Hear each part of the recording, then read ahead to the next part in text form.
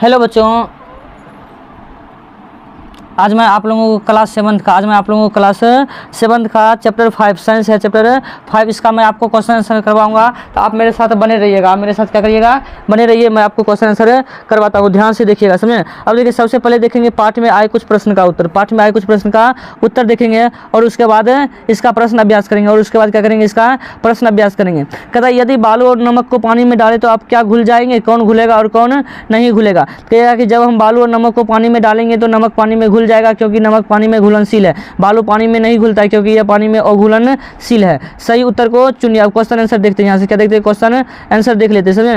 अब देखिए, कहता है कि वह पदार्थ जो पानी या अन्य तरल पदार्थों में घुल जाते हैं उसे क्या कहते हैं, उसे घुलनशील कहते हैं। कहता है पदार्थों को अलग करने के लिए कौन कौन सी विधि है, बाष्पीकरण, चुनना, छानना, ये सभी विधि है। तो इसका 4 आंसर हो जाएगा। कहता है जल में घुलनशील एवं जल से भारी कण बर्तन के पेंदे में जमा हो जाती है, इस प्रक्रिया को क्या कहते हैं, इस प्रक्रिया को थिराना कहते हैं। अलग करने की प्रक्रिया को क्या कहते हैं, निथारना कहते हैं। थिराने के बाद जमे हुए पदार्थों से अन्य पदार्थों को अलग करने की प्रक्रिया को क्या कहते हैं, निथारना कहते हैं। क्या कहते हैं, निथारना कहते हैं। कहता है जब मिश्रण बहुत कम मात्रा में हो तो इसे अलग करने के लिए कौन सी विधि होती है, तो कम मात्रा में तो उसको चुन लीजिए। क्या करिए, उसको चुन लीजिए, बहुत आसान बात है। जब कम मात्रा में हो तो उसे क्या करिए, चुन लीजिए। अब आइए आगे देखते हैं।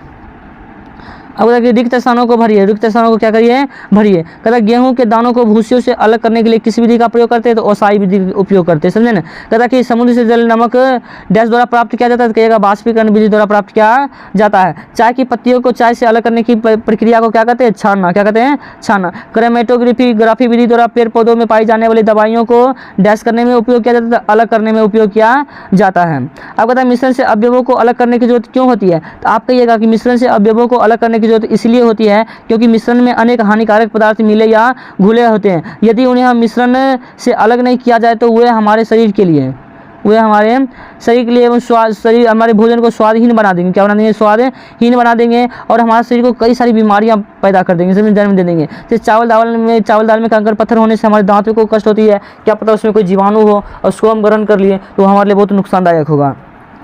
कहता है कि बालू और चीनी के मिश्रण को आप किस प्रकार अलग कर सकते हैं, लिखें। कहेगा कि बालू और चीनी के मिश्रण को अलग करने के लिए सर्वप्रथम इसे हम जल में घोल लेंगे। जल में घुलने के बाद इसे हम एक बीकर में छान लेंगे जिससे बालू अलग हो जाएगा। जब बालू अलग हो जाएगा तब हम क्या करेंगे, बाष्पन की प्रक्रिया करेंगे, अर्थात पानी को गर्म करेंगे जिनसे जल बाष्प बनकर उड़ जाएगा और चीनी से बच जाएगा। अतः इस प्रकार हम चीनी को अलग कर सकते हैं। बालू भी अलग हो गया, चीनी भी अलग हो गया, पानी भी चल गया, बाष्पीकृत हो गया। आपको पता कि पृथक्करण की किन्हीं 3 विधियों को वर्णन करते हैं कि पृथक्करण की 3 विधि वर्णन करते हैं। सबसे पहले ओसाना। क्या अनाज की दौनी के बाद अनाज से भूसे को अलग करने की आवश्यक होती है। टोकरी या सूप में भूसा मिले अनाज को लेकर धीरे धीरे ऊपर से गिराते हैं। भूसा हवा के साथ उड़कर अलग दूर जा गिरता है, अनाज निकट ही एकत्र हो जाता है। इस प्रकार अनाज को भूसा से अलग कर लिया जाता है। अब देखिए चुनना। कहेगा चावल दाल या गेहूं आदि में किसी कारण कंकर पत्थर मिल जाते हैं तो साफ चावल दाल या गेहूं प्राप्त करने के लिए एक एक कंकर पत्थर को चुन लिया जाता है जिससे हम साफ चावल दाल या गेहूं प्राप्त कर सकते हैं। इसी प्रक्रम को चुनना कहते हैं। इसी प्रक्रम को क्या कहते हैं, चुनना। अब चालना देखिए, खास करके आटा, सद्दू, मैदा आदि में कभी कभी अवांछित वस्तुएं मिल जाती है। उन्हें अलग करने के लिए चलनी से उसे चाल देने से साफ आटा, सत्तू, मैदा प्राप्त हो जाता है और अवांछित वस्तु अलग हो जाती है। इस प्रक्रम को क्या कहते हैं, इस प्रक्रम को चालन कहते हैं। इस प्रक्रम को क्या कहते हैं, चालन कहते हैं। आप कहते हैं आइए विचार करें, आइए विचार करते हैं। हम आपके साथ विचार भी करने के लिए तैयार हैं। कहते हैं जल में मिली अशुद्धियों को आप कैसे दूर करिएगा। कहेगा जल में मिली अशुद्धियों को दूर करने के लिए हम छानने की विधिता बाष्पन की क्रियाओं द्वारा स्पष्ट दूर कर लेंगे। कहता है दूध और जल के मिश्रण को आप कैसे अलग करिएगा। कहेगा दूध और जल के मिश्रण को अलग करने के लिए बाष्पन की क्रिया अपनाएंगे। जल बाष्प के रूप में गायब हो जाएगा और बर्तन में दूध बच जाएगा। अब कहता है कुछ महत्वपूर्ण क्वेश्चन भी हम देख लेते हैं, काहे छोड़ेंगे इसको, जो हमारे हिसाब से जरूरी है, देखेंगे। कहता कि पकाने से पहले दालों को किसी नमूने से आप भूसे और धूल के कणों को पृथक करेंगे। कैसे करेंगे, कहेगा कि दालों से भूसे तथा धूल के कणों को पृथक करने के लिए अवसादन तथा निस्तारण की विधि को पृथक कर लेंगे। दालों को पानी में डालते हैं, भूसी ऊपर तैरने लगेंगे और धूल बर्तन के पेंदी में बैठ जाएगा। देखिए कहते दिमाग लगाया। और पहले भूसों को निस्तारित करके ज़मीन पर गिरा देंगे। अब दाल को थोड़ा मसल देंगे जिससे होगा कि दालों में सटा हुआ धूलकण भी अलग हो जाएगा, पेंदी पर चला जाएगा। और अब थोड़ा हिलाकर बर्तन को टेढ़ा कर लेंगे और धीरे धीरे पानी को गिरा देंगे। अब मिट्टी के कण और दाल स्पष्ट अलग अलग दिखाई देंगे। अब दालों को हाथों से अलग कर लेंगे और मिट्टी के पेंदे को छोड़ देंगे। मिट्टी के पेंदे को क्या करेंगे, छोड़ देंगे।